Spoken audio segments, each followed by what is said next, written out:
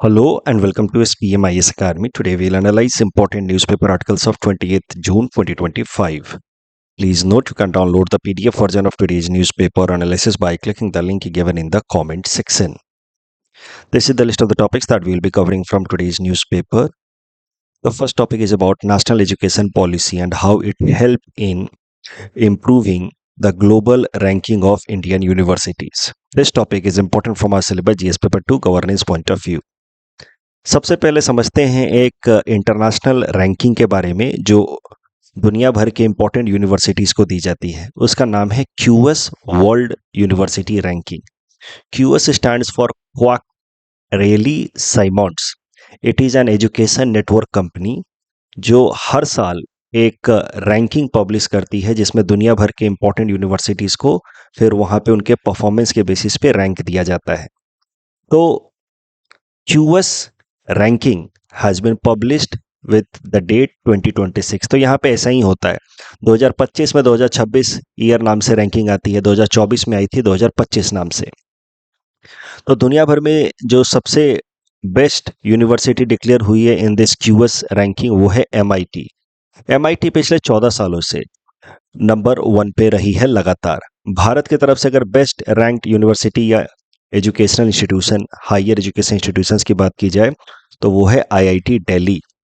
उसकी रैंक रही है इस साल 123। It is the best performing institute in India. दूसरे नंबर पे आईआईटी बॉम्बे, फिर IIT Madras, Kharagpur, IISc Bangalore, like that. अब हुआ क्या है कि अगर ओवरऑल इंडियन यूनिवर्सिटीज़ के परफॉर्मेंस को देखा जाए तो उसमें काफ़ी इंप्रूवमेंट देखने को मिला है। जैसे ये क्यूएस रैंकिंग में साल 2014 में देखा जाए तो there were only 11 universities in top 500, but now there are 54 in top 500. So the number is about 5-fold, 5 Guna improvement हुआ है।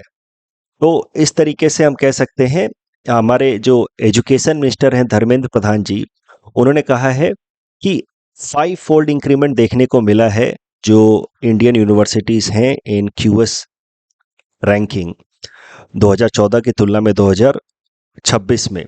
So this achievement has been there mainly because of national education policy. तो national education policy को credit दिया जा रहा है for 5-fold increase in the number of Indian universities in QS world ranking. अब इसी से रिलेटेड हम नेशनल एजुकेशन पॉलिसी के इंपॉर्टेंट प्रोविजंस यहाँ पे रिवाइज कर लेते हैं और उससे रिलेटेड एक मेंस क्वेश्चन देख लेंगे। देखिए, national education policy was brought in the year 2020 with the goal of overhauling entire Indian education system. उसके पहले जो हमारी नेशनल एजुकेशन पॉलिसी थी वो 1986 से चल रही थी।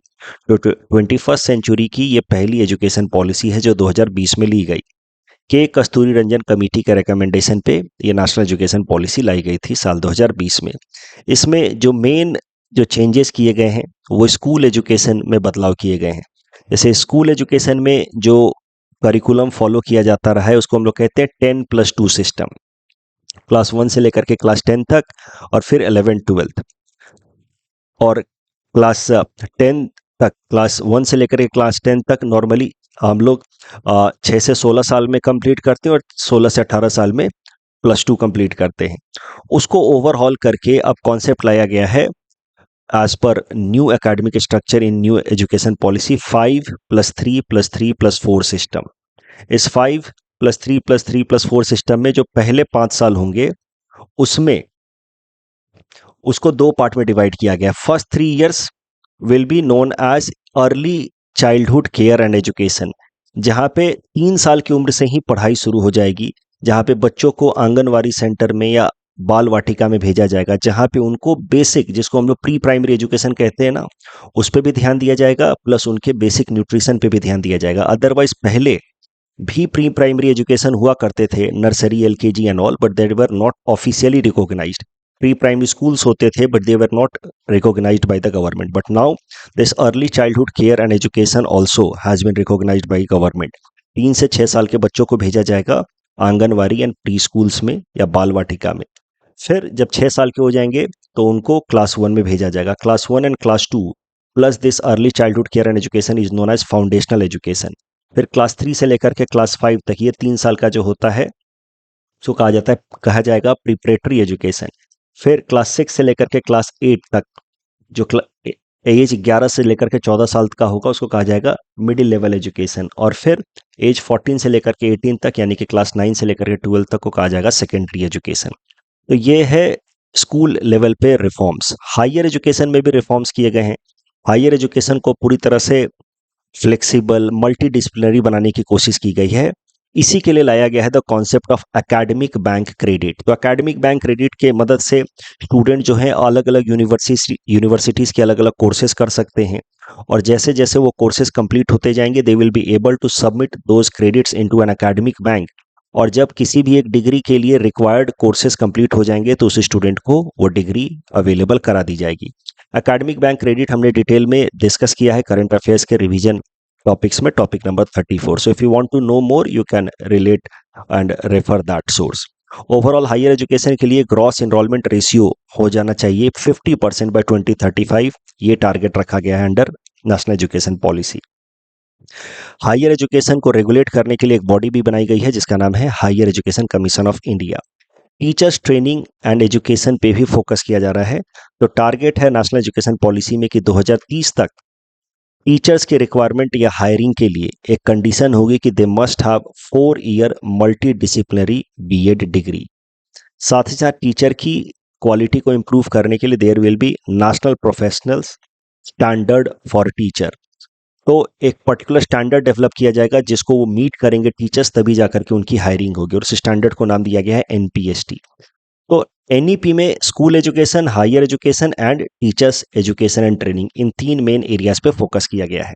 साथ ही साथ एनईपी में लैंग्वेज पे भी फोकस किया गया है कि किस लैंग्वेज में बच्चों को ट्रेनिंग दी जाएगी।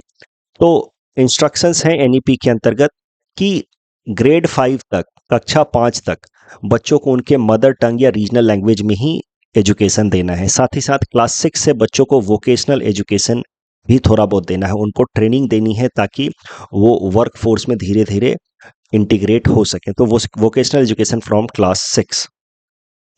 उसके अलावा NEP also advocates 3 language formula, जो कहता है कि बच्चों को 3 लैंग्वेज सीखने हैं, Hindi, English and any other modern Indian language. जो हिंदी स्पीकिंग स्टेट्स हैं उनको साउथ इंडियन लैंग्वेज सीखना है, जो नॉन हिंदी स्टेट्स हैं उनको हिंदी लैंग्वेज सीखना है। अब हायर एजुकेशन के लिए टारगेट हमने क्या देखा था, 50% ग्रॉस एनरोलमेंट रेशियो बाय 2035। जबकि लोअर लेवल पे जो स्कूल लेवल पे जो एजुकेशन है वहां पे टारगेट है 100% ग्रॉस एनरोलमेंट रेशियो बाय 2030। मतलब पूरी तरीके से हर एक बच्चा स्कूल जाए, और यहाँ पे हर वो इंसान या हर वो बच्चा जो स्कूल से पास कर रहा है कम से कम उसमें से 50% जो है हायर एजुकेशन में जाए। ये टारगेट है with respect to higher education, जहां पे कहा जा रहा है gross enrolment ratio should be 50%। Now some of the special initiatives under national education policy 2020। तो एक लाया गया है जादुई पिटारा। जादुई पिटारा इस तरीके का बॉक्स रहता है जहां पे बच्चों को खिलौने की मदद से, अलग अलग खेल कूद वाली सामान की मदद से बच्चों को पढ़ाने की कोशिश की जाती है between the age group of 3 to 8। अब जादुई पिटारा का इलेक्ट्रॉनिक वर्जन भी आया है, डिजिटल वर्जन, जिसको कहा गया है ई जादुई पिटारा। तो जादुई पिटारा and e Jadui Pitara both have been released by NCERT. These have been brought under NEP. दूसरा है परख। परख कैसा है देखिए, अलग अलग स्टेट एंड सेंट्रल जो बोर्ड एग्जाम्स होते हैं क्लास 10th के या क्लास 12th के, उनका क्वेश्चन पैटर्न अलग होता है, इवैल्यूएशन पैटर्न अलग होता है। इस कारण से स्टेट बोर्ड में अगर 70% मार्क्स भी है तो भी वो काफ़ी कठिन माना जाता है, अच्छा माना जाता है। सीबीएसई बोर्ड में, आईसीएसई बोर्ड में आराम से 90-95% भी मार्क्स आते हैं। तो अब स्टेट एंड सेंट्रल बोर्ड्स में उनके जो बोर्ड एग्जाम्स हैं उनके अंदर यूनिफॉर्मिटी लाने के लिए एक अलग से इंस्टीट्यूशन बनाया गया है, परख। परख also has been created under NEP. It has been brought in order to bring uniformity in central and state board exams. उसके अलावा उल्लास इनिशिएटिव लाया गया है, understanding of life long learning for all in society. इसके अंतर्गत adult education and life long learning पे focus किया जा रहा है कि जो लोग स्कूल जाने की उम्र से बाहर जा चुके हैं उनको भी बेसिक लिटरेसी प्रोवाइड की जाए अंडर उल्लास इनिशिएटिव। इसके अलावा निपुण भारत मिशन है अंडर एनईपी। निपुण भारत मिशन के अंतर्गत लक्ष्य है कि हर एक बच्चे को जो क्लास 3 में है उसके अंदर basic reading, writing and number system को समझने की कैपेसिटी तो आ ही जानी चाहिए by class 3। But not later than class 5। Desirable है कि क्लास 3 तक उनको basic reading writing and number system आ जाए, बट एट मैक्स उनको क्लास 5 तक तो ये आ ही जाए अंडर निपुण भारत मिशन। तो all these are initiative under NEP. NEP के ऊपर ये प्रीलिम्स प्रैक्टिस क्वेश्चन है। You can attempt this question and submit the answer in the comment section. ऐसा मेंस में आपसे प्रश्न पूछा जा सकता है एनईपी से रिलेटेड। लगभग सारी चीजें तो मैंने आपको बताई दी हैं, बस एक आधा एक्स्ट्रा पॉइंट है यहाँ पे जो आप देख सकते हैं कि एनईपी में टारगेट है कि एजुकेशन पे 6% ऑफ द जीडीपी खर्च किया जाए। ये भी एक टारगेट है एनईपी के अंतर्गत, बट अभी भारत में उतना खर्च हो नहीं पा रहा है। भारत में 4.2% of the GDP is only being spent on education. बाकी तो पूरा डिस्कशन हमने कर ही लिया। आप इस मेंस क्वेश्चन को अटेम्प्ट कर सकते हैं। मैंने आपको बार बार कहा है कि एचडीजीज अगर आपको याद है तो आपको सवाल के इंट्रोडक्शन में हमेशा ही मदद मिलेगी। कोई भी गवर्नेंस का सवाल है, एचडीजी याद रखिए 17 के 17 कहीं ना कहीं फायदा मिलेगा। तो एजुकेशन पे अगर कोई भी सवाल है तो एचडीजी नंबर 4 तो आप हमेशा यूज कर ही सकते हैं for introduction. Next topic is about pulses and oil imports in India. Important from our syllabus GS paper 3 Indian economy point of view, specially with respect to agriculture sector. Bharat की अगर agriculture related trade को देखा जाए तो उसमें हमेशा से ही surplus रहा है फॉर लास्ट अ डिकेड। तो 2012-13 से लेकर के 2023-24 तक देखा जाए तो हमारा एक्सपोर्ट ज्यादा रहा है इंपोर्ट की तुलना में। तो एग्रीकल्चर में हमारा सरप्लस रहता है, बट वो जो सरप्लस है वो धीरे धीरे कम होता जा रहा है। यानी कि एक्सपोर्ट और इंपोर्ट के बीच का जो अंतर है वो कम होता जा रहा है। एक्सपोर्ट उस हिसाब से नहीं बढ़ रहा है, बट इंपोर्ट बढ़ता जा रहा है। जो भारत के इंपॉर्टेंट एग्रीकल्चरल एक्सपोर्ट्स हैं उनमें सबसे ऊपर आता है मरीन प्रोडक्ट्स, फिर आता है राइस। अभी राइस दो तरह के होते हैं, basmati and non basmati rice. अगर दोनों को एक साथ मिला दिया जाए तो collectively rice can be considered as the top agricultural export. उसके बाद आ सकता है marine product. Rice and basmati rice दोनों को मिला दिया जाए तो टोटल एक्सपोर्ट 21% है, बट अगर दोनों को ब्रेक डाउन कर दिया जाए then marine product comes at the top. ये हमारे इंपॉर्टेंट एक्सपोर्ट्स हैं, एग्रीकल्चर रिलेटेड एक्सपोर्ट्स। जो इंपॉर्टेंट इंपोर्ट हम लोग करते हैं उसमें सबसे ऊपर है वेजिटेबल ऑयल। जितना भी हम लोग इंपोर्ट करते हैं बाय वैल्यू उसका 45% खर्च हमें सिर्फ वेजिटेबल ऑयल, खाने पीने के तेल पे, एडिबल ऑयल पे करना पड़ता है। दूसरे नंबर पे है pulses. These are main imported items as far as agricultural products are concerned. और इसी कारण से मेजर हमारा फॉरेक्स रिजर्व खर्च होता है ऑन एग्रीकल्चरल इंपोर्ट। अब पल्सेस की अगर बात की जाए तो भारत दुनिया का सबसे बड़ा प्रोड्यूसर है, कंज्यूमर है, at the same time importer है of pulses. India is largest producer, consumer and importer of pulses. तीनों में हम टॉप पे हैं। हम दुनिया का लगभग 25% पल्स इंपोर्ट करते हैं। 25% पल्स हम प्रोड्यूस करते हैं एंड येट 14% पल्स हमें इंपोर्ट करना पड़ता है, क्योंकि जितना हम प्रोड्यूस करते हैं वो काफ़ी नहीं होता हमारी डिमांड को मीट करने के लिए। हमारी जनसंख्या भी तो ज़्यादा है। अगर स्टेट वाइज बात की जाए तो Madhya Pradesh is the largest producer followed by Uttar Pradesh and all. मतलब मेजर प्रोड्यूसर में राजस्थान है, उसके बाद मध्य प्रदेश है, महाराष्ट्र है, बट मध्य प्रदेश और राजस्थान की रैंकिंग बदलते रहती है। अभी के टाइम में अगर देखा जाए तो Rajasthan is the largest producer followed by Madhya Pradesh. अलग अलग तरह के दाल हमारे देश में उगाए जाते हैं। अब पल्सेस को लेकर के समस्या क्या है? पल्सेस क्यों हम इतना ज्यादा इंपोर्ट करना पड़ता है? Why we are not able to increase the production of pulses in India despite having huge domestic demand? तो उसके पीछे कारण है limited productivity of pulse crops like toor या अरहर। देखिए, पल्स को उगाने के लिए, पल्सेस क्रॉप्स को उगाने के लिए, जैसे तूर या अरहर को उगाने के लिए लगभग 250 से 270 दिन लगता है। तो यानी कि पूरा का पूरा एक साल एक क्रॉप में निकल जाता है। इसी कारण से फार्मर्स इसको प्रेफर नहीं करते हैं। प्लस दाल, जैसे तूर या अरहर की दाल का यील्ड भी काफी कम रहता है, only 20 quintal per hectare. That is a problem. तो long season for maturing and low yield, that is why farmers do not prefer growing pulses like toor या अरहर। प्लस अगर ओवरऑल पॉलिसी देखी जाए भारत सरकार की तो वो भी थोड़ी सी कंफ्यूजिंग है। पता नहीं ऐसा क्यों है कि MSP is slightly lower as compare to food या price support provided to sugarcane. जैसे शुगर केन को अगर देखा जाए तो शुगर केन के लिए जो प्राइस सपोर्ट सिस्टम प्रोवाइड किया जाता है उसको कहा जाता है एफआरपी, फेयर रेम्यूनरेशन प्राइस। और FRP on sugarcane is higher than MSP on pulses.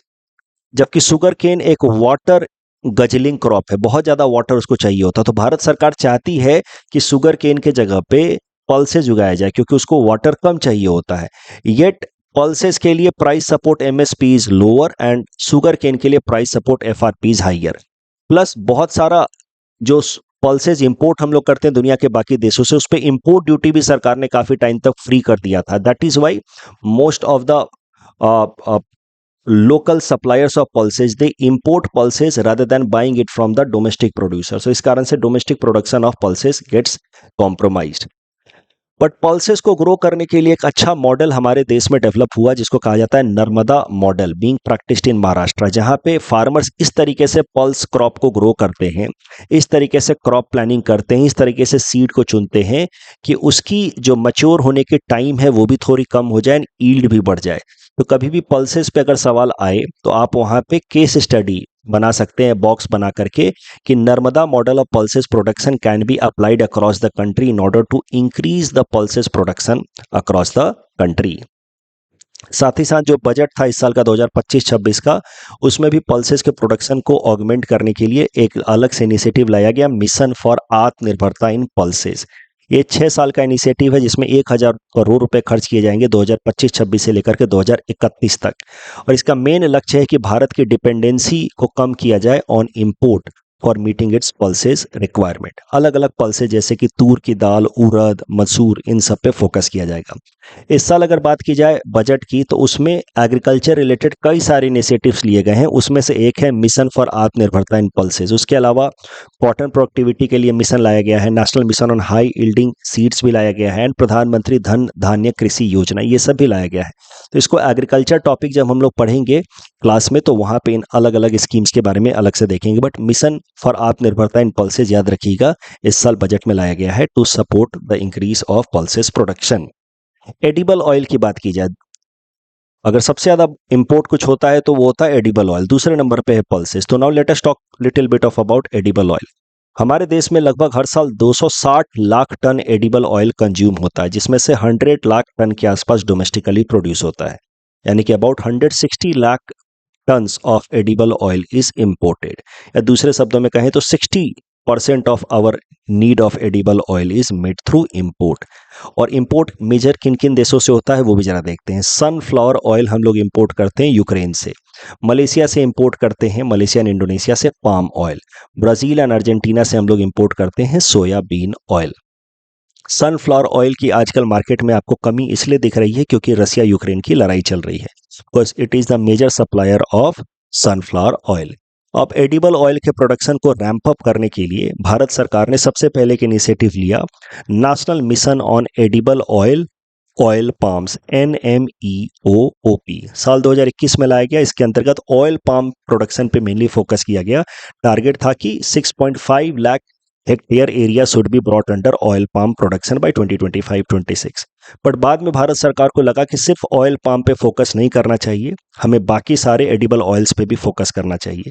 इस कारण से साल 2024-25 में भारत सरकार एक broader edible oil related scheme लेकर के आई, national mission on edible oil oil seeds. पहले था सिर्फ ऑयल पाम, अब आ गया national mission on edible oil oil seeds, all type of edible oil seeds, चाहे वो सनफ्लावर हो चाहे सोयाबीन हो।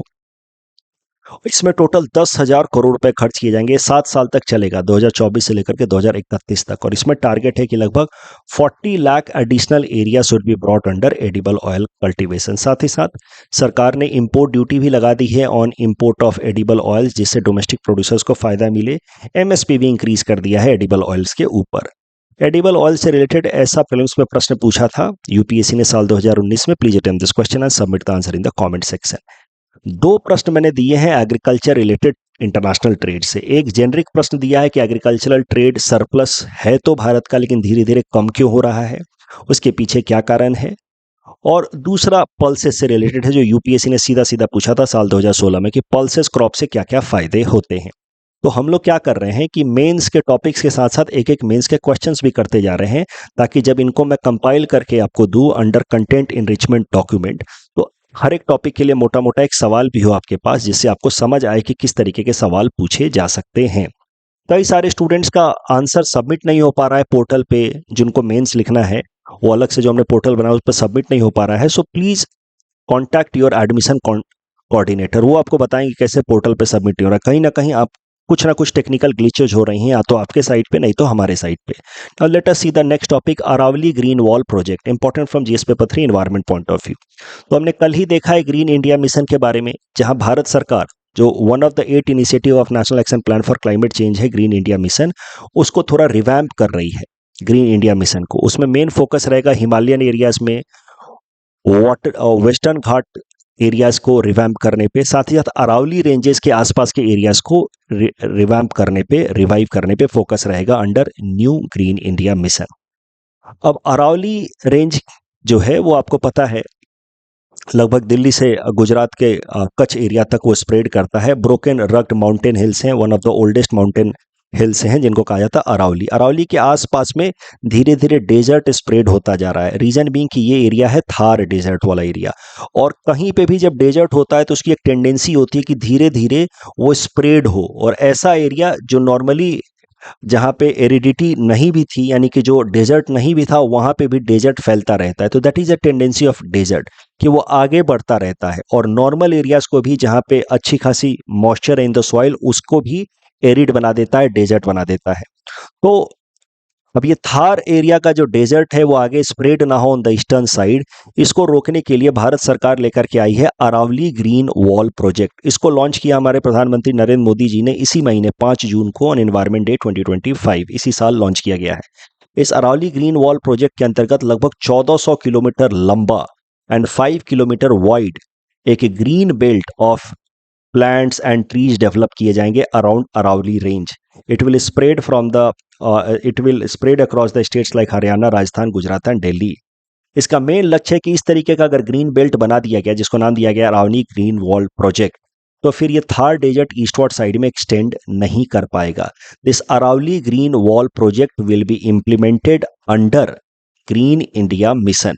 तो मिशन है green India mission, which is one of the 8 national action plan for climate change, और ग्रीन इंडिया मिशन के अंतर्गत लाया गया है अरावली ग्रीन वॉल प्रोजेक्ट, जो इस साल लॉन्च किया गया है। और जो अरावली ग्रीन वॉल प्रोजेक्ट है, it has been inspired from the great green wall project of Africa. तो अफ्रीका के अंदर भी ये वाला जो पूरा एरिया आपको पता है, ये सहारा डेजर्ट एरिया है। अब ये सहारा डेजर्ट एरिया बाकी सदर्न साइड में एक्सटेंड ना हो, इसके लिए अफ्रीका में इस तरीके का ग्रेट ग्रीन वॉल प्रोजेक्ट लाया गया है, और उसी से इंस्पायर होकर के भारत में लाया गया अरावली ग्रीन वॉल प्रोजेक्ट। इस टॉपिक डिस्कशन के बेसिस पे प्रीलिम्स प्रैक्टिस क्वेश्चन है, please attempt this question and submit the answer in the comment section. Next topic is about flood related data of Assam, important from our syllabus GS paper 5 Assam issues point of view. आपको मैंने बताया 2-3 दिनों पहले भारत सरकार एक नया Atlas लेकर के आई है in order to understand the intensity of flood in Assam over last 25 years. इसको कहा गया 3rd edition of flood hazard atlas of Assam. उससे रिलेटेड कुछ इंपॉर्टेंट डेटा आए हैं। उस जो एटलस रिलीज किया है भारत सरकार ने, उसके मदद से कुछ इंपॉर्टेंट डेटा मिले हैं विथ रिस्पेक्ट टू फ्लड इन आसाम। पिछले 25 सालों में फ्लड का कैसा आप कह सकते हैं इम्पैक्ट रहा है आसाम के ऊपर, वो डेटा निकला है from flood hazard Atlas of Assam. तो ये डेटा बहुत इंपॉर्टेंट है। अगर कभी फ्लड पे प्रश्न आ जाए मेंस में, तो आपको ये डेटा कोट करने होंगे, क्योंकि ये डेटा आ रहा है from an atlas which has been released by government of India. तो पिछले 25 साल में 1998 से लेकर के 2023 तक में 400 सैटेलाइट्स की मदद से जो डेटा कलेक्ट किया गया है, उससे पता चला है कि असम का लगभग 27.08 lakh hectare area has been affected by flood. इतना एरिया फ्लड से अफेक्टेड हुआ है पिछले 25 सालों में। असम का लगभग 18.22 lakh hectare of crop land is flood prone. Crop land is mainly flood prone, तो टोटल 27 लाख में से 18 लाख तो क्रॉप लैंड है।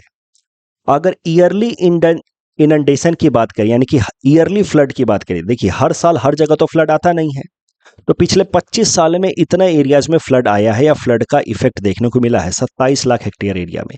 बट हर साल हर जगह फ्लड नहीं आता है, बट हर साल फ्लड का जो कवरेज एरिया है पर ईयर कवरेज वो बढ़ता जा रहा है। ईयरली फ्लड इनंडेशन बढ़ता जा रहा है। फॉर एग्जांपल 2009 में सिर्फ 2.1 lakh hectare area was impacted with flood, जबकि 2020 में 12.8 lakh hectare area has been impacted with flood. So every year now the area covered under flood, inundated with flood, is increasing. That is showing that severity and impact of flood is increasing in Assam year after year. तो ये data बहुत important है अगर flood related प्रश्न आए तो। एक बार कुछ बेसिक कॉन्सेप्ट्स देख लेते हैं flood related problems in Assam. Assam के अंदर हर साल फ्लड क्यों आता रहता है और फ्लड की इंटेंसिटी हर साल क्यों बढ़ रही है?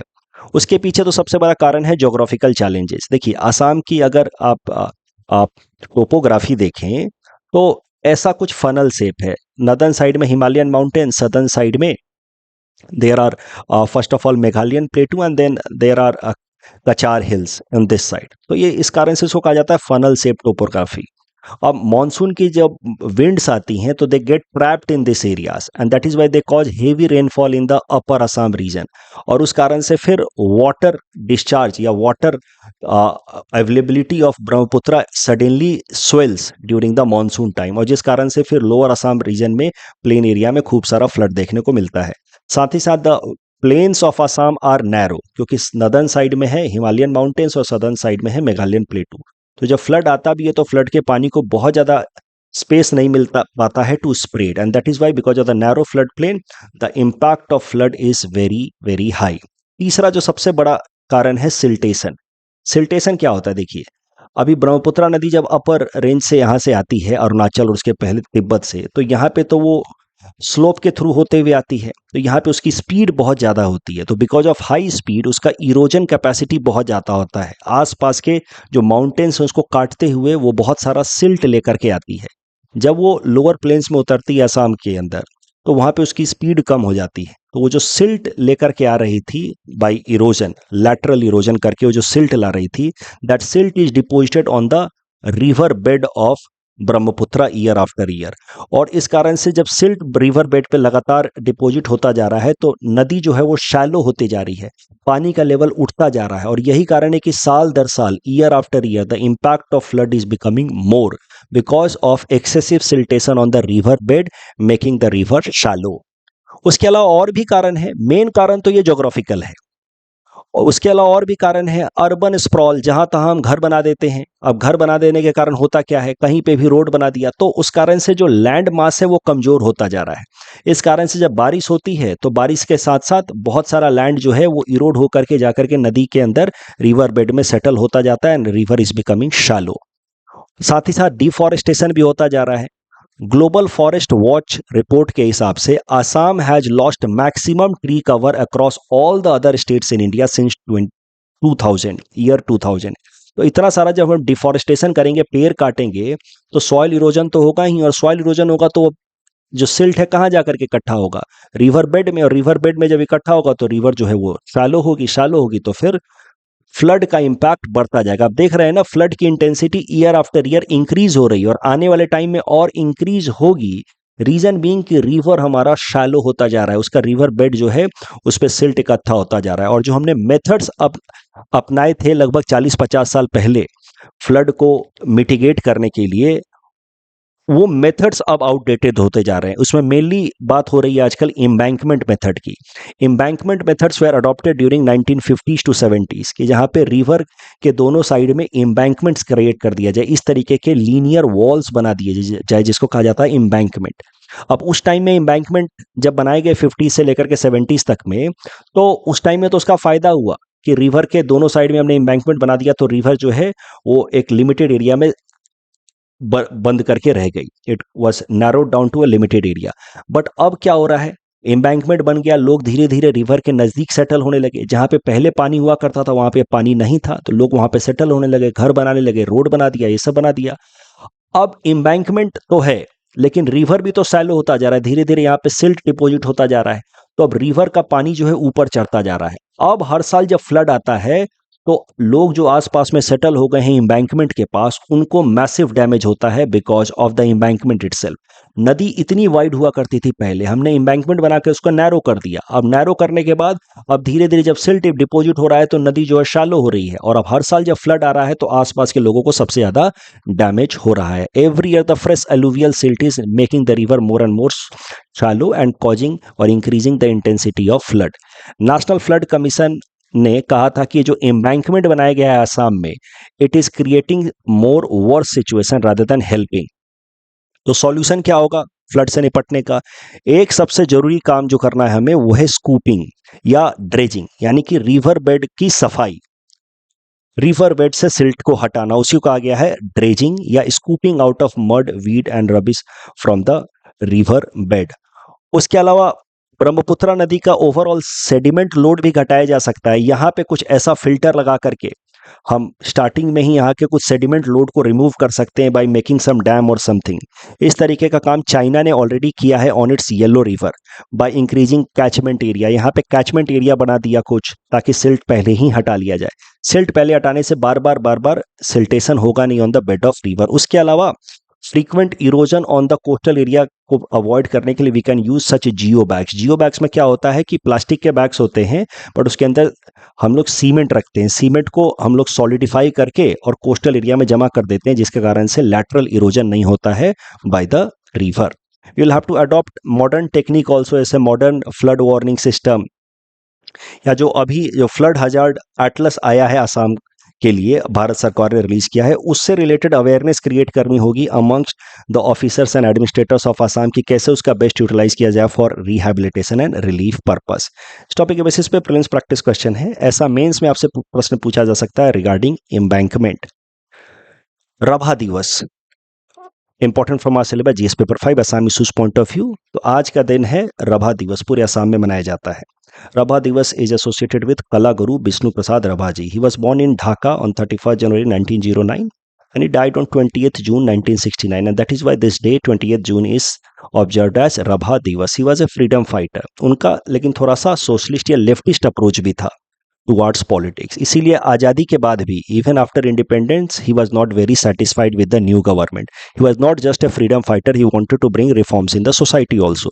उनकी अर्ली लाइफ की बात की जाए तो his mother died very early.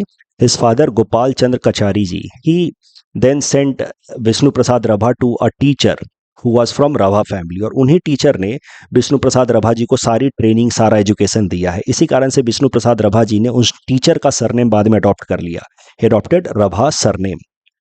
Vishnu Prasad Rabha जी का अगर आर्टिस्टिक नेचर के बारे में बात की जाए तो he was very versatile artist, singer, dancer, actor, poet सब थे। He got title of Kala Guru by doctor Sarvepalli Radhakrishnan ji after doctor S Radhakrishnan saw his standard dance in Varanasi.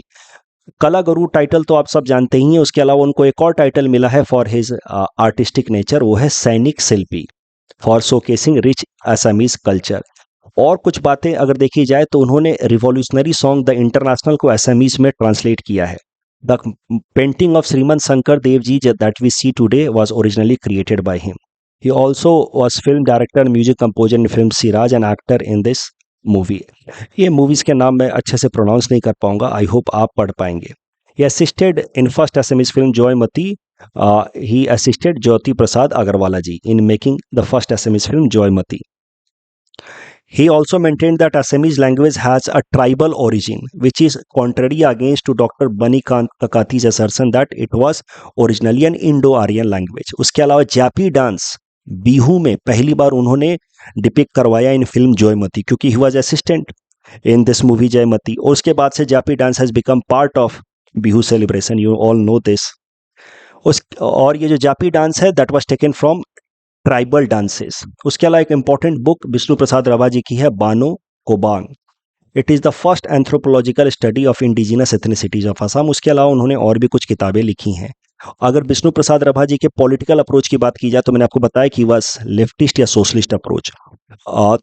तो ब्रिटिश कॉलोनिज्म के अगेंस्ट तो वो आवाज़ उठाते ही थे। जब देश आज़ाद हुआ तो उसके बाद भी he kept on protesting against the capitalist government. उनको लगता था कि ये जो सरकार है ये कैपिटलिस्ट है।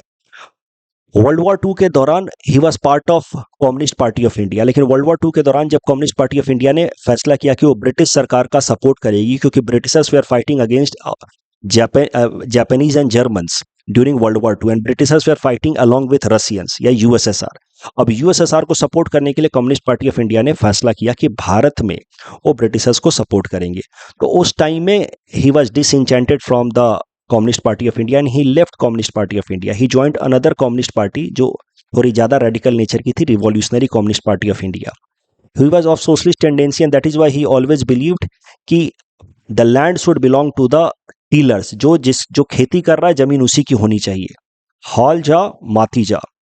उन्होंने लगभग 2500 बीघा जमीन उनकी खुद की एंसेस्ट्रल लैंड डोनेट कर दी टू द इंडिजिनस पीजेंट्स, और वहीं पे आज के टाइम में तेजपुर यूनिवर्सिटी बना हुआ है। आज़ादी के बाद उन्होंने आज़ादी के दिन ही एक काला झंडा दिखाया था दिघेली में, और वहाँ पे उन्होंने स्टेटमेंट दिया था कि this independence is fake, it is मियर change of skin colour of the government, because he wanted independence in India, he wanted removal of inequality, he wanted removal of exploitation of the poor class. इस कारण से उनको लगता था कि ये जो आज़ादी है ये फेक है, हमें असली आज़ादी तब मिलेगी जब गरीबों को उनका हक मिलेगा।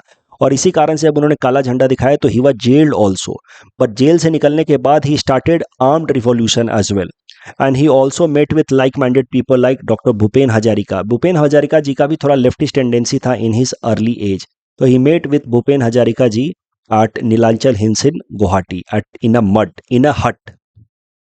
साहित्य अकादमी बाल एंड युवा साहित्य पुरस्कार 2025 प्रिलिम्स पर्सपेक्टिव से इंपॉर्टेंट है, अगले साल एपीएससी प्रीलिम्स से पहले देखेंगे। 4 लोगों को आसाम से साहित्य अकादमी बाल एंड युवा साहित्य पुरस्कार मिला है। असमीज, अगर बाल साहित्य पुरस्कार 2025 की बात की जाए तो असमीज लैंग्वेज के लिए मिला है सुरेंद्र मोहन दास जी को, बोडो लैंग्वेज के लिए मिला है विजय कुमार ब्रह्मा जी को। युवा साहित्य पुरस्कार असमीज लैंग्वेज के लिए मिला है सुप्रकाश भुयान जी को, एंड बोडो लैंग्वेज के लिए मिला है अमर हुगूर बोरो जी को। ये प्रीलिम्स से पहले रटा जाएगा, अभी खाली देख लीजिए। INSTC इंडिया सेंट्रल एशिया के थ्रू यूरोप और ईरान को कनेक्ट करता है, तो India central Asia Europe via Iran, this is the correct assertion for INSTC। Green India mission से रिलेटेड दोनों स्टेटमेंट सही है। स्माइल से रिलेटेड दूसरा स्टेटमेंट गलत है because it is a central sector scheme, and यहाँ पे दूसरा स्टेटमेंट गलत है क्योंकि PM वानी स्कीम में सब्सिडीज की बात कहीं भी मैंने नहीं बताई थी। That's all from my side for today, thanks for watching.